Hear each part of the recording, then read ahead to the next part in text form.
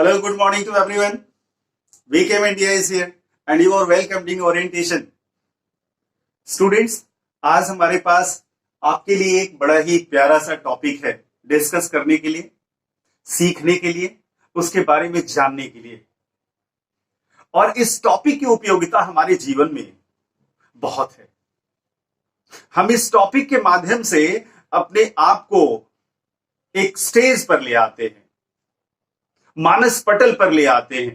People come to know about us, people know about our power of expression and people become aware of our speaking capabilities.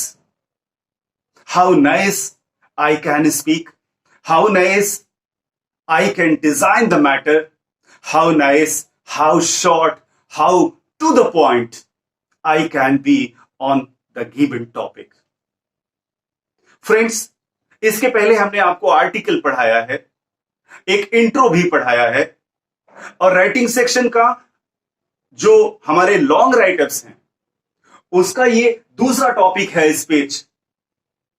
Article में और speech में एक difference मैं already आपको बता चुका हूं, सिमिलरिटीज भी मैं आपको बता चुका हूं, लेकिन स्पीच अपने आप में थोड़ा पर्टिकुलर होता है, थोड़ा स्पेशल होता है, थोड़ा खास होता है। एक चीज हमेशा आप ध्यान में रखें कि स्पीच जो लिखा जाता है वो पढ़ने के लिए नहीं लिखा जाता, बोलने के लिए लिखा जाता है। और बोलने में और लिखने में फर्क है। अगर हम कोई ऐसा राइटअप लिख रहे हैं जिसे लोग पढ़ेंगे तो उसमें हम मैटर थोड़ा ज्यादा डालने की कोशिश करते हैं, इंफॉर्मेटिव उसे ज्यादा बनाने की कोशिश करते हैं, उसमें ज्यादा इंफॉर्मेशन होनी चाहिए। लेकिन जो चीज हम बोलने के लिए लिख रहे हैं वो चीज शॉर्ट होनी चाहिए, टू द पॉइंट होनी चाहिए, पंचिंग होनी चाहिए एंड फुल ऑफ इंपैक्ट होनी चाहिए, वेरी मच इंप्रेसिव होनी चाहिए। शब्दों का चयन बहुत अच्छा होना चाहिए, सेंटेंसेस छोटे होने चाहिए। ये सारी क्वालिटीज आपकी स्पीच में होनी चाहिए। और आपकी स्पीच में और क्या क्या होना चाहिए, उसके पार्ट्स कितने हैं और किस अंदाज में आपका स्पीच लिखा जाना चाहिए, आइए हम लोग एक उदाहरण के माध्यम से, एक एग्जाम्पल के माध्यम से we are going to express the same. और मैं ये उम्मीद करता हूं कि यह वीडियो देखने के बाद आपको स्पीच लिखने में एक एक्स्ट्राऑर्डिनरी बूस्टअप मिलेगा, एक आइडिया मिलेगी, आपको एक ऐसा ट्रैक मिलेगा जहां आप अपने आप को एक अच्छा स्पीकर साबित करने में सफल होंगे। सो आइए स्पीच के अगर हेड्स के बारे में बात करते हैं, पार्ट्स के बारे में बात करते हैं, तो सबसे पहले इसमें टाइटल होता है। जो टॉपिक दिया जाता है उस टाइटल को हम लोग बीचों बीच लिखते हैं।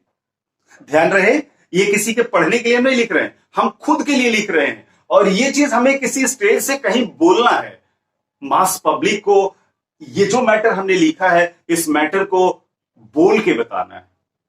सो you have to be an orator. आपको एक स्पीकर के रूप में अपने आप को स्थापित करना है। तो टाइटल लिखते हैं, टाइटल को अंडरलाइन करते हैं। इसके बाद फॉर्मल एड्रेस। फॉर्मल एड्रेस का मतलब मैं कौन हूं, मैं यहां क्यों आया हूं, मेरा एक छोटा सा परिचय होना चाहिए। That one is known as formal address. Introduction, introduction, content and conclusion की बात हम लोग पहले भी कर चुके हैं। इंट्रोडक्शन होना चाहिए, अपना नहीं, अपना तो इंट्रोडक्शन आपने फॉर्मल एड्रेस में दे दिया। अब आपको इंट्रोडक्शन उस टॉपिक का देना है, उस टॉपिक के इर्द गिर्द एक छोटी सी भूमिका बनानी है, इंप्रेसिव भूमिका बनानी है। इसके बाद कंटेंट पर आते हैं, उस टॉपिक को एक्सप्लेन करना है हमें उस पर्टिकुलर पैराग्राफ में जहां हम कंटेंट लिखते हैं। और कंटेंट जब हमारा पूरा हो जाता है, बहुत बड़ा कंटेंट नहीं, बहुत शॉर्ट, बहुत शार्प एंड बहुत इंप्रेसिव, एकदम कलेक्टेड पॉइंट्स आपको कलेक्ट करने हैं कंटेंट में। And then after conclusion, conclusion में आपको अपनी आइडिया, आपको अपने विचार, आपको अपने भाव वहां एक्सप्रेस करने हैं। कंक्लूजन सुनने के बाद लगे कि ये कहीं की पढ़ी हुई बात नहीं है, ये किसी और की बात नहीं है, but speaker is going to tell his or her own idea in his own words. So conclusion must be there, और conclusion के बाद एक एंडिंग कोट होना चाहिए और थैंक्स होना चाहिए। वो दोनों ऑप्शनल है, वो दोनों बहुत मैंडेटरी नहीं है, वो बहुत जरूरी नहीं है। लेकिन अगर आप अपनी स्पीच को धांसू बनाना चाहते हैं, अपने स्पीच को बहुत इंप्रेसिव बनाना चाहते हैं, तो शुरू में और अंत में आपकी एक पंचिंग लाइन होनी चाहिए जहां से आप अपनी स्पीच शुरू करें। थ्रू एग्जांपल मैं आपको बताऊंगा। वैसे the first head title, the second formal address, and the third introduction, and fourth content, and fifth conclusion, and sixth thanks. आपके एग्जाम में ये 6 हेड्स चेक किए जाते हैं, and if you are missing them, certainly you are missing your marks. So you should be careful about these 6 heads. आइए एक topic लेते हैं हम लोग, और वो टॉपिक है discipline the value. Discipline the value हमने थोड़ा उल्टा लिखा है। द वैल्यू ऑफ डिसिप्लिन सीधे सीधे टॉपिक कैसे दिया जाता है, लेकिन स्पीकिंग में जहां आपको धार देनी होती है, वहां बात को थोड़ा दूसरों से अलग तरीके से कहते हैं। तो हमने इसको लिखा डिसिप्लिन द वैल्यू। डिसिप्लिन की वैल्यू क्या है? हम शुरू करते हैं, discipline makes a country strong. यही से बिना कुछ बोले स्टेज पर जाते हैं और बस एक कोट पंच करते हैं, एक कोट जनता को देते हैं। Discipline makes a country strong, यह एक स्टार्टिंग कोट है। इसको हम लोग स्टार्टिंग कोट, स्टार्टिंग लिख सकते हैं। एक स्टार्टिंग कोट आप अपनी स्पीच में जरूर दें। इसके बाद आप अपना फॉर्मल एड्रेस दें। Respected principal sir, teachers and dear friends, एक पॉज देगी हल्का सा। I am Ankit of class 12 B1. Today I am here to say something about the value of discipline. ये आपका एक छोटा सा फॉर्मल एड्रेस हुआ, एक छोटा सा फॉर्मल इंट्रोडक्शन हुआ आपका। और ऐसा ना हो कि आपका इंट्रोडक्शन ही इतना बड़ा हो जाए कि 15 मिनट लग जाए आपका इंट्रोडक्शन देने में। इतना बड़ा इंट्रोडक्शन आप अपना मत बनाइए, 2 लाइन का अपना इंट्रोडक्शन बनाइए। अपना नाम बताइए, फॉर्मल एड्रेस होना चाहिए। अपना नाम बताइए और अपना क्लास बताइए और अपना उद्देश्य बताइए वहां आने का। That is over. इसके बाद हम आगे बढ़ते हैं। Friends, we all need so many things to live our life happily. मित्रों, हम अपने जीवन में खुशहाल जीने के लिए बहुत सारी चीजों की हमें जरूरत पड़ती है। And we all work hard to collect the different means of comfort. अपने जीवन में कंफर्ट पाने के तमाम संसाधनों को जुटाने के लिए हम बहुत मेहनत करते हैं। And we all work hard to collect the different means of comfort, but we forget one thing. लेकिन एक चीज हम भूल जाते हैं। क्या? We can't lead our life happily.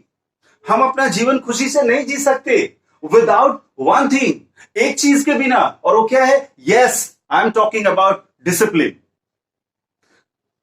बात बहुत छोटी सी है कि डिसिप्लिन के बिना हमारा जीवन खुशहाल नहीं हो सकता। इसी बात को थोड़ा अच्छे अंदाज में आपने इंट्रोडक्शन, अब डिसिप्लिन का इंट्रोडक्शन आपने दे दिया कि what is discipline and how much important it is. आगे बढ़ते हैं। Discipline is the key to keeping things in order. Discipline को आपने डिफाइन किया कि डिसिप्लिन चीजों को सही मैनर में रखना सिखाता है। And it's absolute essential for growth of an individual and a healthy society. एक व्यक्ति के विकास में ही डिसिप्लिन सहायक नहीं होता, एक समाज के विकास में भी डिसिप्लिन बहुत सहायक होता है। It's needed not at a particular place like schools, grounds, home. ऐसा कहा जाता है कि स्कूल में डिसिप्लिन बहुत जरूरी है, प्लेग्राउंड में डिसिप्लिन बहुत जरूरी है, हमारे घर में डिसिप्लिन बहुत जरूरी है। आप कह रहे हो कि डिसिप्लिन इज ये केवल घर पे, ग्राउंड में और स्कूल में जरूरी नहीं है, but everywhere in our life, in our society, हमारे समाज के हर कदम पर डिसिप्लिन की बहुत भूमिका है। डिसिप्लिन इज नेवर इन्फोर्स्ड, बहुत इंपॉर्टेंट लाइन। डिसिप्लिन को कभी इन्फोर्स नहीं किया जा सकता, किसी पर दबाव देके उसे डिसिप्लिन नहीं बनाया जा सकता। तब क्या किया जा सकता है? Discipline is never enforced but seeded in childhood. ये तो बोया जाता है, ये डाला जाता है, ये इनहेरिट किया जाता है। डिसिप्लिन बच्चों में इन्फोर्स नहीं किया जाता, डिसिप्लिन बच्चों में बोया जाता है, कल्टीवेट किया जाता है, पैदा किया जाता है। बहुत इंपॉर्टेंट लाइन है ये। The value of discipline in academic life can never be अंडरस्टिमेटेड।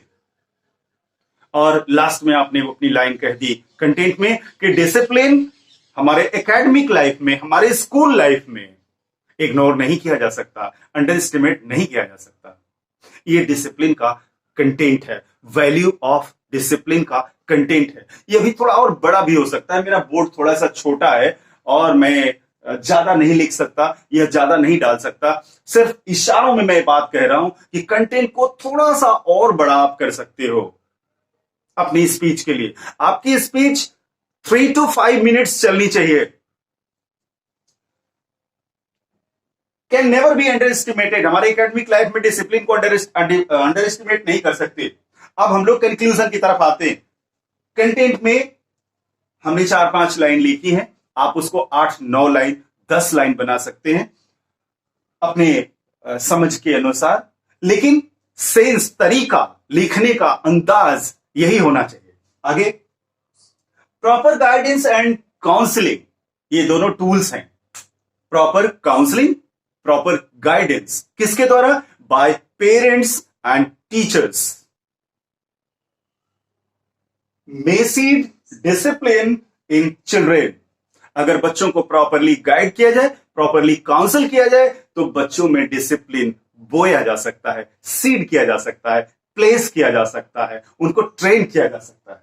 आगे, एक लाइन अपने कंक्लूजन में बहुत महत्वपूर्ण आपने कही। 2 तरीका, एक उपाय बताया, एक आपने अपना सलाह दिया, सजेशन दिया। आपके कंक्लूजन में सलाह होना चाहिए, सजेशन होना चाहिए और एक ऐसा ट्रैक होना चाहिए जो आम सोच से थोड़ा अलग हो। तो आपने कहा कि बच्चों में काउंसलिंग पेरेंट्स और टीचर्स के द्वारा उनको डिसिप्लिन बना सकती है। और दूसरी लाइन आपने कहा पनिशमेंट्स। पनिशमेंट हमारे स्कूलों का एक ऐसी एक्टिविटी है जिससे हम न चाहते हुए भी इंप्लीमेंट करते हैं। पनिशमेंट के बारे में आपकी क्या राय है?